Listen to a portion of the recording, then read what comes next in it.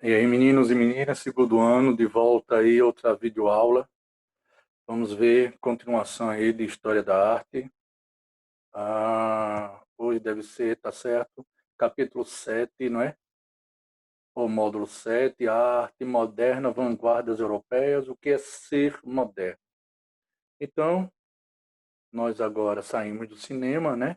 O último videoaula, teleaula nossa sobre o cinema. E agora caímos nas chamadas vanguardas europeias.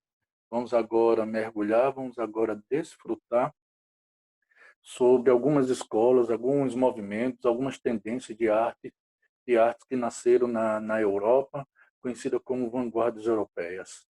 Então, a partir de agora, vamos ter uma gama de conhecimentos sobre a arte europeia. Então, vamos dar início aqui à história da arte segundo ano. Modernismo. Modernismo foi um movimento de arte que no século XX, surgiu no século XX, estava voltado aos sentimentos do homem, ao sentimento do pintor, ao sentimento do artista. No caso, era voltado ao sentimento na qual os artistas expressavam a sua arte nas pinturas, nas telas, enfim, em diversas obras de arte. O que o modernismo, os artistas da época do século XX pretendiam era renovar a linguagem, era a liberdade criadora, era a busca da experimentação, do experimento, era a quebra, o rompimento com o passado, era o uso do adjetivo novo. Então, tudo vai ser novidade para o modernismo do século XX. Então, era romper com o passado, era a busca do novo. Então, isso passou a ser o movimento de arte do século XX, chamado modernismo. As chamadas vanguardas europeias eram uma gama, era um movimento, era o conjunto de uma nova tendência de arte, em sua maioria proveniente de Paris, na França, que era o centro da cultura europeia, Paris, né? O que provocou uma ruptura com a tradição cultural do século XIX. Então, uma ruptura tirou o velho, quebrou, vamos dizer, uma quebra do passado para a busca do novo, essas vanguardas europeias. As correntes de vanguardas europeias surgiram elas antes, durante e depois da Primeira Guerra Mundial. Lembrando que a Primeira Guerra, 1914 a 1918, introduzindo uma nova estética marcada pela experimentação e pela subjetividade, que acabaram influenciando grandes artistas, grandes manifestações de arte. Então, foram as chamadas vanguardas europeias, foram a quebra do passado, a busca do novo. Vão surgir agora novas escolas, novos movimentos de artes.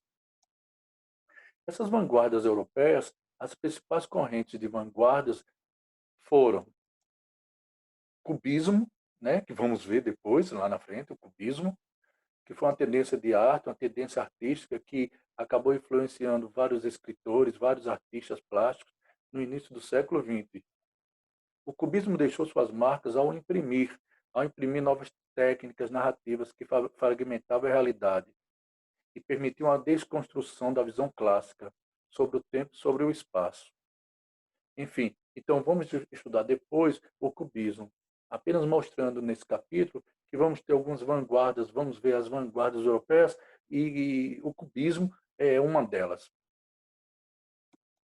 Outra vanguarda conhecida é o futurismo, difundido principalmente através de manifestos, o futurismo, que foi um movimento mais radical entre as diversas escolas, as diversas vanguardas europeias.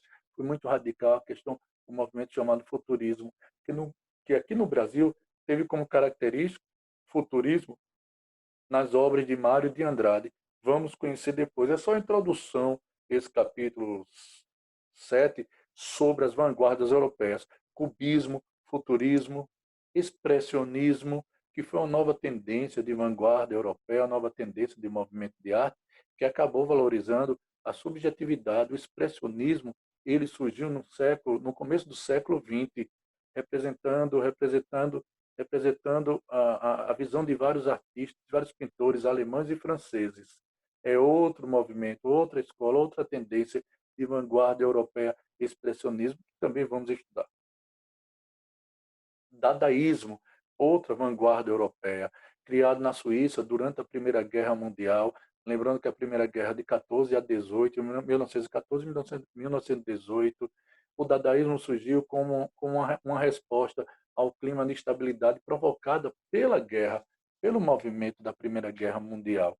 Sua principal característica do dadaísmo era a linguagem permeada pelo deboche e pelos ilogismo dos textos.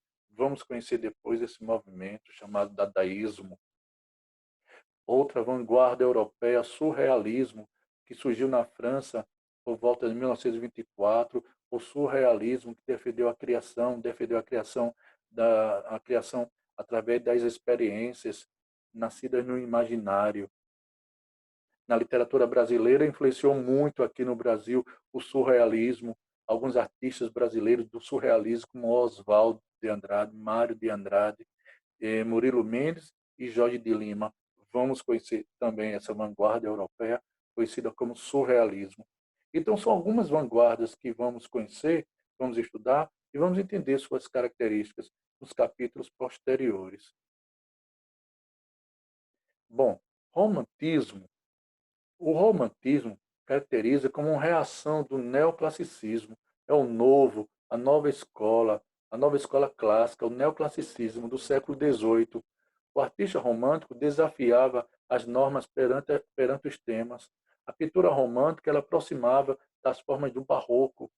Então, está aí um quadro, uma tela conhecida, famosa do neoclassicismo dentro do romantismo, vamos dizer assim, a liberdade guiando o povo, essa tela aí conhecida, né, na história da Revolução Francesa. O realismo surgiu entre 1850 e 1900. Foi influenciado pela industrialização, realismo. O homem precisava ser realista, abordando o dia a dia e a vida na cidade. Está aí uma obra, uma tela do realismo, de Gustave Courbet, chamada Os Cortadores de Pedra. Né? Vamos conhecer depois um pouco mais sobre a questão do realismo e seus artistas, seus pintores, suas obras e suas características. Bom, características do realismo: valorização do objeto, a expressão da realidade dos aspectos descritivos, o cientificismo, que retratava a realidade do povo. A tela anterior deixa bem claro, a tela anterior, a pintura anterior, mostra o retrato do dia a dia, mostra o retrato do povo, mostra o cotidiano, é a realidade, por isso que é chamado realismo. É o suor, é o sacrifício, é o ideal de um povo. Então, mostra claramente o realismo, o dia a dia de um povo sofrido. Aí é uma tela de Gustave Courbet que tem como características tudo que está explanado aqui nesse slide: a valorização do objeto, expressão da realidade, o cientificismo e a realidade do povo. Características do realismo. Bom, isso é uma tela de Eduardo Manet, né, chamada Olímpia, 1863, né, na qual retrata aí, nós já vimos aí, cores vibrantes, o corporal, a anatomia, né, a geometria, o formato, a nudez, uma das características de Eduardo Manet. Bom, voltando aí essa tela aqui, né, que está mostrando esse slide aí, essa tela de Eduardo Manet, Eduardo Manet foi um pintor francês, Eduardo Manet, pintor francês, um artista inovador, seu trabalho foi valorizado depois de morto. Como sempre, né, após a morte, muitos artistas acabam tendo valores. No caso, lembro aí Van Gogh, depois que Van Gogh morreu, suas telas tiveram grande valor, grande expressividade. Então, Eduardo Manet explorou a luz presente no mundo. Suas obras apresentam o efeito da luz sobre corpos. Então, quer dizer, o efeito da luz sobre o corpo aí é uma das características das telas de Eduardo Manet. Foi um artista que soube aproveitar todos os ensinamentos deixados pelo romantismo e realistas. Um grande pintor, um grande artista francês, Eduardo Manet. Uma obra aí de um outro artista, é o Bacon, né? Porém, o impressionismo, falando rápido aí sobre a questão do impressionismo, foi um movimento de arte que surgiu na França no final do século XIX. Impressionismo. O nome impressionismo esse nome tem origem, deriva de uma obra no Monet, chamada Impressão, o Nascer do Sol. Por isso que deu o nome desse movimento de impressionismo. Tá aí. Papoula Silvestre, uma tela de Claude Monet, né? Uma obra, por que não chamada de impressionismo, mostra aí o natural, a natureza, mostra cores vivas, né? Não há muitas cores escuras nessa tela de Claude Monet.